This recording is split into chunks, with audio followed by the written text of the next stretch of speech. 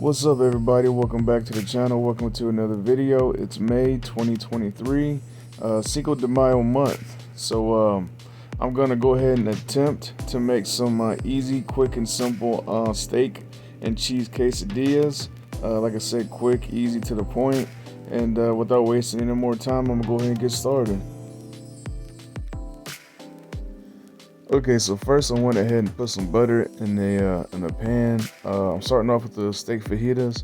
Now, I wanted to use some cooking oil, but I don't have butter at the time, so I'm just using some butter so that the meat don't stick to the pan. Now, in a second, you're gonna see I'm using some pre-made plain steak fajita strips, as you can see here, and they're not the best, but like I said, this is a quick and easy attempt. So.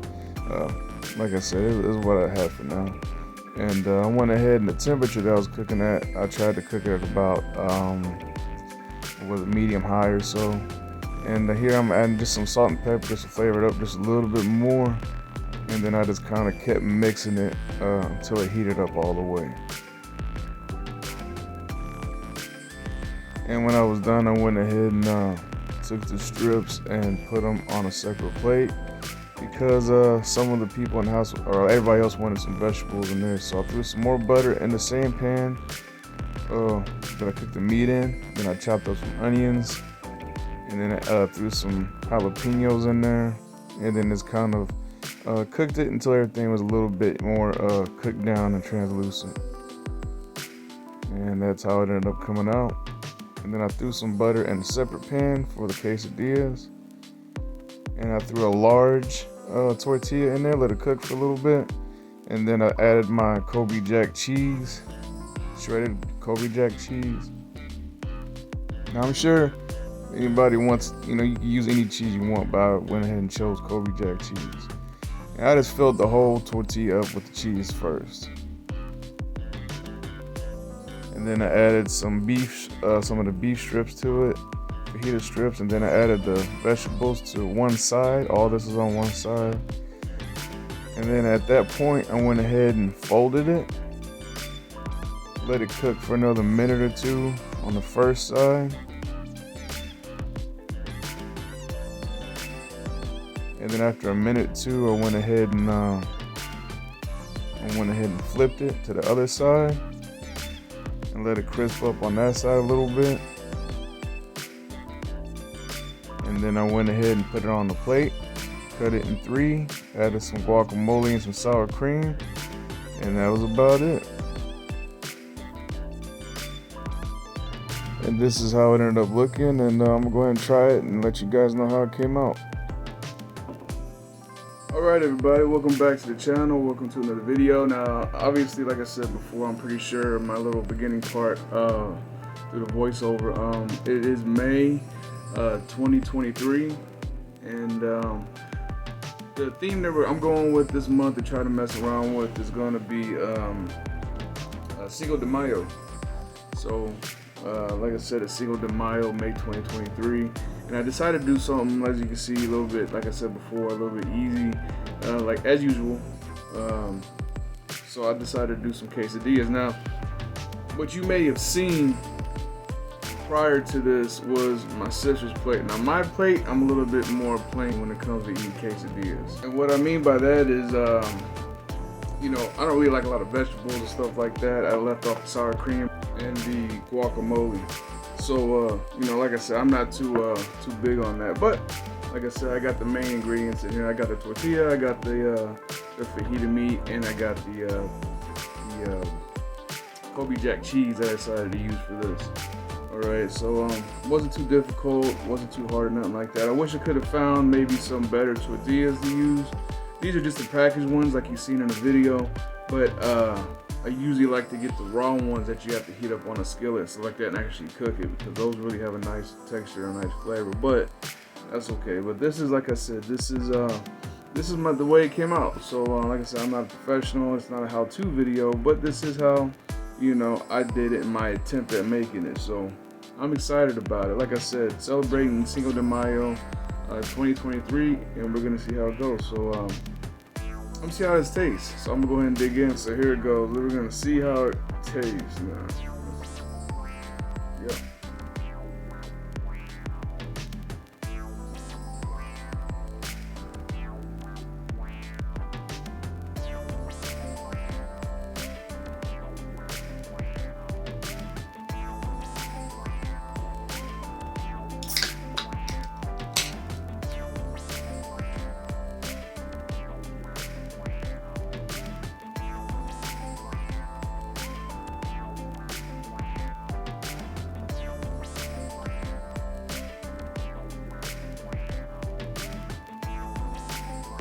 All right, so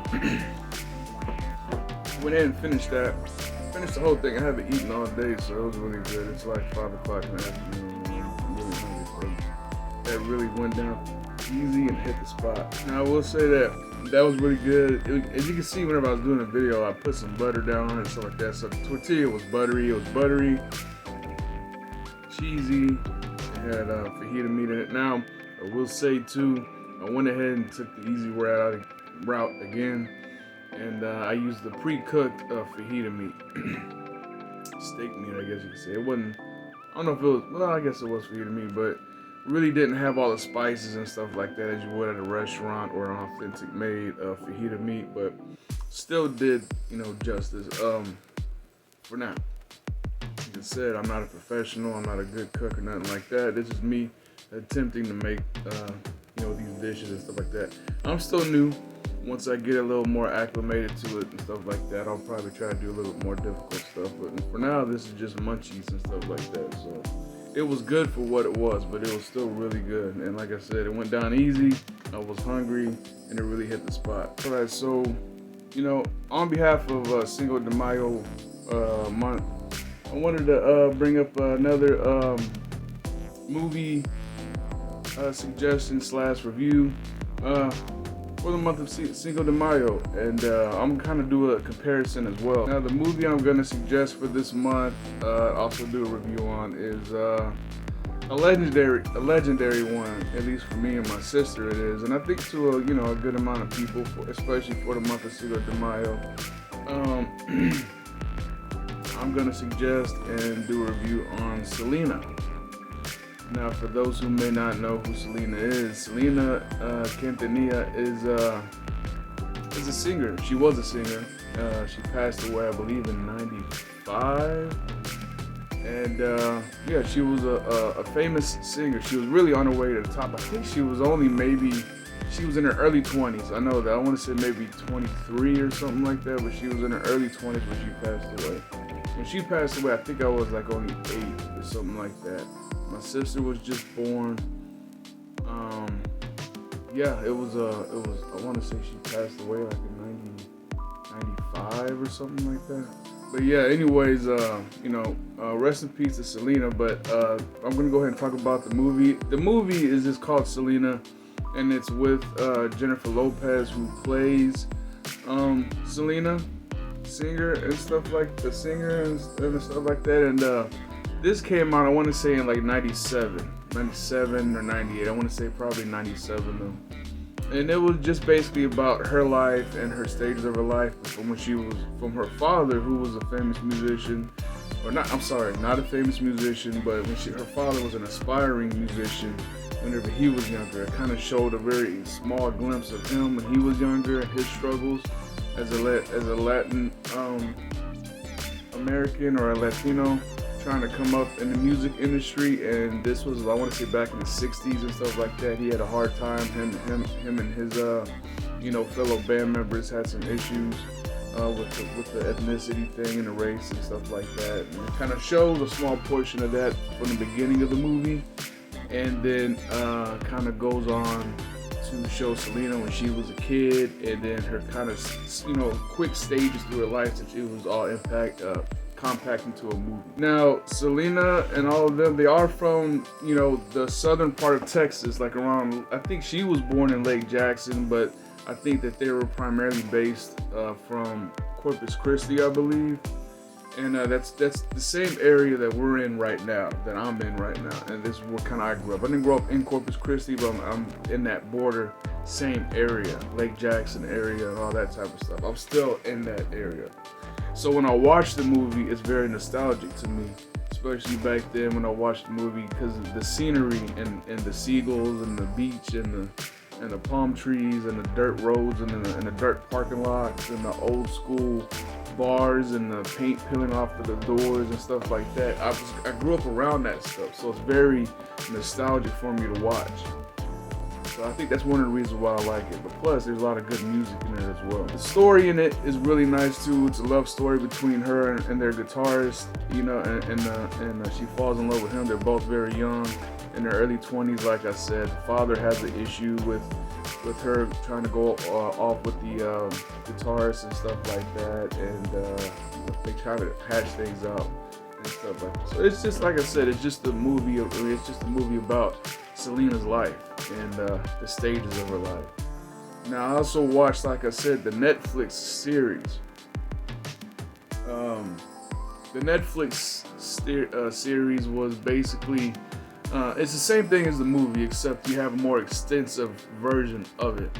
And so in the movie, you get more of the quick flashes of the stages of her life. It was really quick, and it's more focused on, like I said, the love part between Chris Perez and Selena, and how they came to be, and their struggles together with trying to, you know, hide their, I guess, the conflict between Chris and her father, and the conflict in between there, where they're trying to run away with each other and stuff like that. So a lot of that focused on that, and kind of just, like I said, the quick flashes of the stages that she was, you know, she took to become Selena, the famous singer Selena, and the awards and her fashion and all that type of stuff, with her clothing line and all that type of stuff. So it was real quick, because it was all compact, like I said, in one movie. Now, like I said, the series is basically the same thing, but one thing that the series did do was it focused a lot more on other aspects of her life. I mean, it focused more on her brother and her sister, and it focused on their lives, and it also focused more into, you got a better look into her career, and how it affected kind of like her personal life, and then, you know, her music life, you know, as being a musician, and kind of how she was trying to balance everything. Same thing with her brother and sister and stuff like that, because they had families as well, and they had relationships, and it showed how they were trying to balance things and figure things out in the industry. You didn't really get too much of that in the movie. It was just based primarily, like I said, in the love story and the quick stages of how she hurried up and became, you know, because it really happened so fast. She was so young when she passed away. She was in her early 20s, like I said, so it was very quick. But like I said, the Netflix series really goes into depth on the balancing and how it affected them, and also on how the music industry kind of was affecting her a little bit, or how it was treating her, and how she had to kind of have these little battles, which I think all the musicians, once you start hitting a certain status, you really have to fight for the things that you want out of those, out of your creativity and your art. And it kind of showed her struggles in that, you know, and her father was trying to help her and guide her out with, you know, guide her through that and all that type of stuff. And her father was really strict on her, but at the same time, a strict father like that in the industry like that, just like I would have to say, you know, similar to this, is kind of like Michael Jackson and when he was a kid and stuff. How the father seems to be controlling, and the father seems to be kind of, you know, a little bit overbearing, but at the same time, they're really trying to, you know, really trying to guide them and make sure that they're on the right path. But like I said, it's a really good movie. It's a really good series. You know, if anybody's interested in it and you haven't checked it out yet, I recommend you guys check this out. Like I said, me and my sister really love this movie, really love the series. We both enjoyed them both. Of course, I enjoy the movie a lot better just because it's what I know. It's what I grew up with. It's very nostalgic for me, but the Netflix series still did a good job. It was the same thing basically, but like I said, more in depth into the business side of it and into the balance of relationships, also including the brother and sister. Still had Yolanda, the bad guy in the story, and which is a real life story, and. Of course, the same thing happened. Selena ended up dying from a gunshot wound over a dispute of money from an employee she had named Yolanda. And yeah, it was a sad situation, but great movie, great story, and really fun to watch. Now, like I said, if I didn't go into enough detail about her career, Selena, her music, this is about her music. She also had a fashion line and stuff like that she ended up doing. She did some runway stuff and some, like I said, a little bit of like modeling type stuff, but with her own fashion line. And her music was based kind of like a Tejano music, along with at that point in time, pop and R&B and all that type of stuff. One thing I love about her music is that it draws from so many genres. R&B, disco, like I said, pop, along with Mexican music, and which ended up being a cross between. She was at the time. Not only was she a female artist, music artist, but she was also Latina. So it was kind of a struggle in her, and it shows her struggles going through the cross as far as in the music industry, and it was still pretty much male dominated at the time. So for her also trying to blend all those musical aspects all together and all those genres all together, they really did a great job doing that, and that's why she succeeded so well. It was a really group effort in that from the family, because all of them were involved. And it shows how they were all involved in the movie and all that type of stuff. So it was really cool, and it was really, neat to watch, and I still enjoy watching it to this day. But that's my suggestion for this month for my movie / series review and suggestion. But that's it for now. Like I said, just celebrating the Cinco De Mayo month for the month of May 2023. And like I said, the quesadillas ended up being really good. And if you haven't seen Selena, the movie or the series, I recommend that you and suggest that you watch both of those. And that's pretty much it for the video. So anybody that happens to run across this video, I hope you enjoyed it. And I'm gonna get ready for the next one.